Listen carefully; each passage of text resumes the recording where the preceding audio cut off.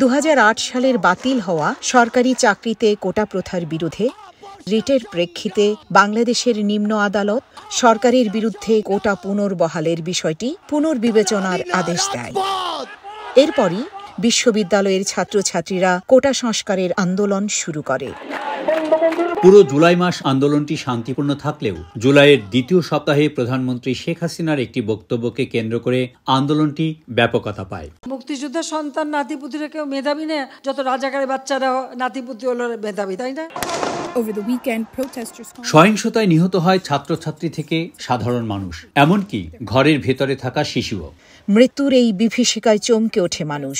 সাধারণ মানুষ রাস্তায় নেমে আসে। কোটার দাবি তখন সরকার পতনের দাবিতে পরিণত হয়। কারাগার ভেঙে পালিয়ে যায় ৭৯ জন সাজাপ্রাপ্ত জঙ্গি আসামি। আন্দোলন নামে শুরু হয় ধ্বংসযজ্ঞ, মেট্রো রেলে আগুন দেয়া, সরকারি টেলিভিশন বিটিভি সহ অন্যান্য সরকারি সংস্থায় আগুন দেয়া, থানা লুট, থানায় কর্মরত পুলিশকে জীবন্ত পুড়িয়ে মারা, পুলিশকে মেরে গাছের সাথে ফুটওভার ব্রিজে ঝুলিয়ে রাখা সহ চলে বিভীষিকাময় বর্বরতা।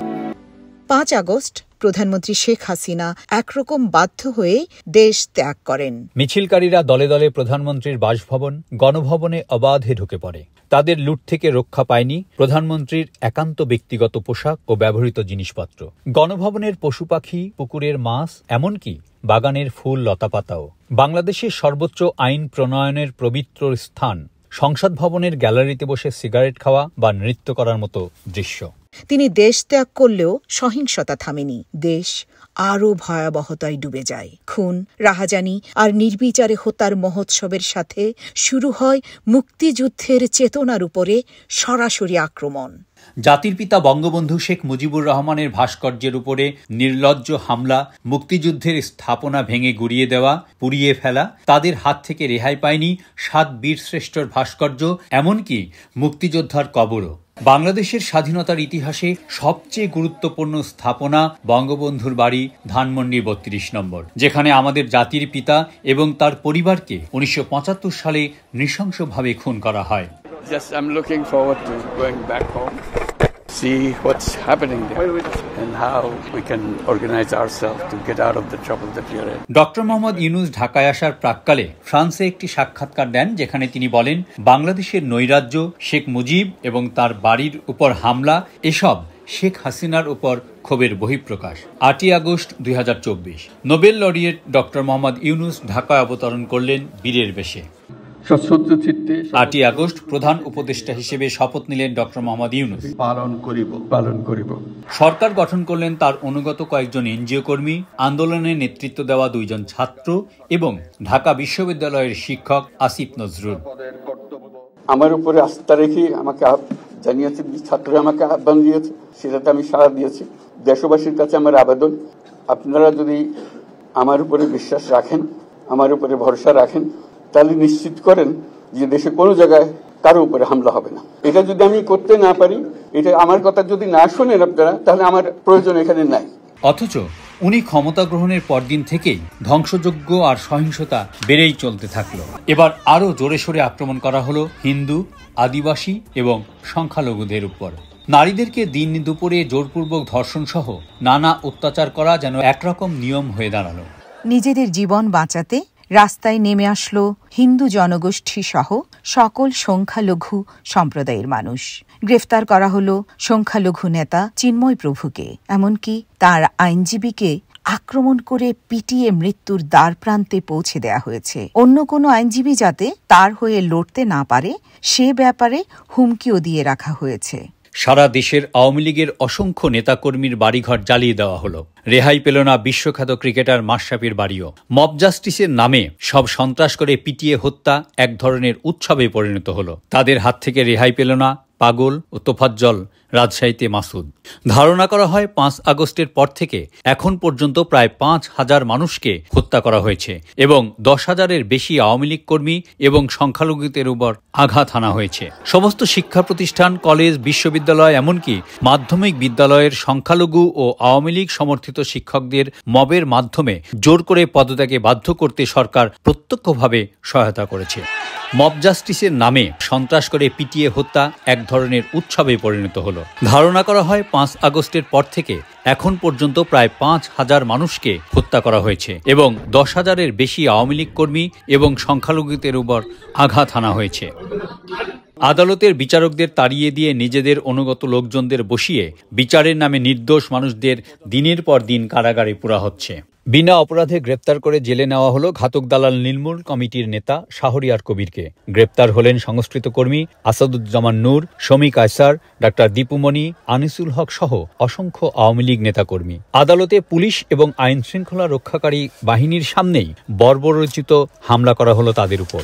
গ্রেফতারের শিকার হলেন সাংবাদিক শ্যামল দত্ত, মোজাম্মেল বাবু, ফারজানা রূপা, শাকিল আহমেদ সহ আরও অনেকে।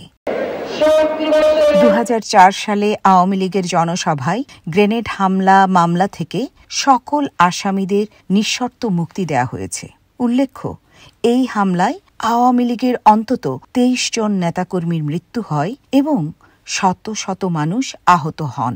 আওয়ামী লীগের সভানেত্রী শেখ হাসিনা কোনো রকমে প্রাণে বেঁচে যান।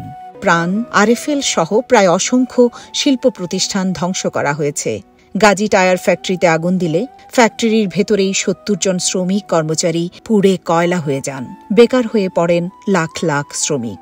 ভাই, সবজির দাম তো 80-র নিচে দেখি না, আর যেগুলো খাই না তাই 80 টাকা। শাক সবজি তরি তরকারি সবার দাম বেশি। এই ব্যাগ নিয়ে ঘুরতেছি, কেনার সাহস পাইতেছি না। কেজিতে মনে করেন আপনার অন্যান্য দিনের তুলনায় মনে করেন 500-600 টাকা ডিফারেন্স হয়েছে। মানুষের জীবনের কোনো নিরাপত্তা নেই। দ্রব্যমূল্যের অবস্থা এমনই ঊর্ধ্বে যে মানুষ না খেয়ে মরার দশা। ভয়ের রাজত্ব তৈরি করে সকল মিডিয়ার মুখ বন্ধ করে দেওয়া হয়েছে। তাদের হাত থেকে প্রবাসী সাংবাদিকরাও রেহাই পায়নি।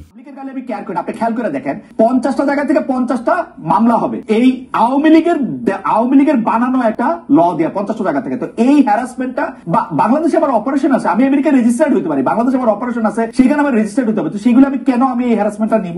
It's amazing, meticulously designed thing. It's not just suddenly came, it's not like that. Very well designed. Even the leadership pattern, people don't know who the leader. কি ছিল সেই প্ল্যান? ক্ষমতা পাওয়ার জন্য কোটা আন্দোলনকে শেখ হাসিনা সরকারের পতন আন্দোলনে রূপান্তর করা হয়। কারাগার ভেঙে সাজাপ্রাপ্ত জঙ্গি আসামিদের পালিয়ে যেতে সাহায্য করা। কিলার আব্বাস, ফ্রিডম রাসু, সুইডেন আসলাম সহ সাজাপ্রাপ্ত মৃত্যুদণ্ডপ্রাপ্ত ভয়ঙ্কর আসামিদের জেল থেকে ছেড়ে দিয়ে সন্ত্রাস, হত্যা আর থানা আক্রমণ করে হাজার হাজার অস্ত্র লুটপাট করা হয়। যে সকল অস্ত্র ব্যবহার করা হয়েছে সাধারণ মানুষ ও ছাত্রদের হত্যায়। শান্তিপূর্ণ আন্দোলনে গুলি চালালো কারা? আসুন লক্ষ্য করা যাক এই ঘটনাটি। প্রিয় দর্শক, একটু মনোযোগ দিয়ে দেখুন। ঘটনাস্থল ছেড়ে চলে যাচ্ছে পুলিশকে লক্ষ্য করে ইট পাটকেল মারছে আন্দোলনকারীরা। হঠাৎ করে একটা গুলি, একটাই কিন্তু, লুটিয়ে পড়ল একজন। অবশ্যই আমরা এটাকে বিপ্লব বলছি কিংবা গণঅভ্যুত্থান যাই বলেন না কেন, এটা কিন্তু কোনো সাংবিধানিক নিয়ম মেনে হয়নি, কোনো আইন মেনে হয়নি। আইন যদি মানতে যেতাম তাহলে কিন্তু এই বিপ্লবগুলো হতো না। যদি মেট্রো রেলে আগুন না দেওয়া হতো, যদি পুলিশদেরকে না মারা হতো, তাহলে এই বিপ্লবটা এত সহজেই অর্জিত হতো না কিংবা এই ফ্যাসিবাদের পতন নিশ্চিত করা যেত না। সুতরাং এখানে কিন্তু নিয়মের ব্যত্যয় ঘটিয়ে পৃথিবীতে যত বিপ্লবের ইতিহাস আপনি দেখবেন না কেন, সবগুলো ইতিহাসই কিন্তু সংবিধানের কিংবা নিয়মের বাইরে গিয়ে কিন্তু বিপ্লবগুলো সংগঠিত হয়ে থাকে। ডক্টর ইউনূস এসব হত্যাকাণ্ডের বিচার ঠেকাতে ইনডেমনিটি অধ্যাদেশ দিয়ে আসামিদের নিঃশর্ত দায় মুক্তি দিয়েছে। কি করেছেন ডক্টর ইউনূস গত কয়েক মাস? ক্ষমতায় বসার পরের দিন ডক্টর ইউনূস আদালতকে ব্যবহার করে নিজের নামে 666 কোটি টাকার কর ফাঁকি সাজা বাতিল করেছেন।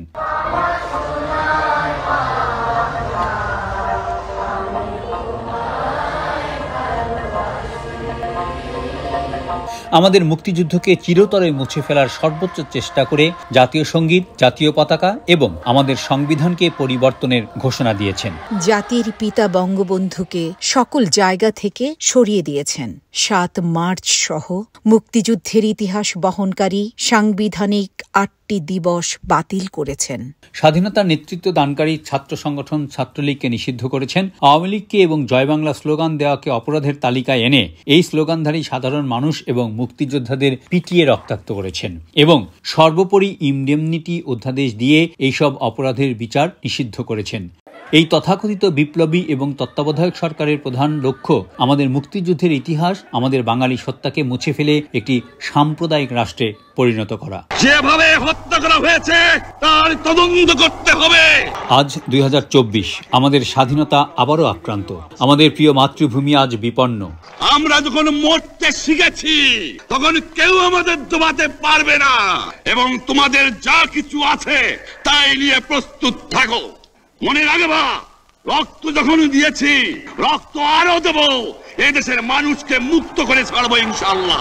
আসুন আরো একবার যার যা কিছু আছে তাই নিয়েই ঝাঁপিয়ে পড়ি, রক্ষা করি প্রাণের স্বদেশ। জয় বাংলা।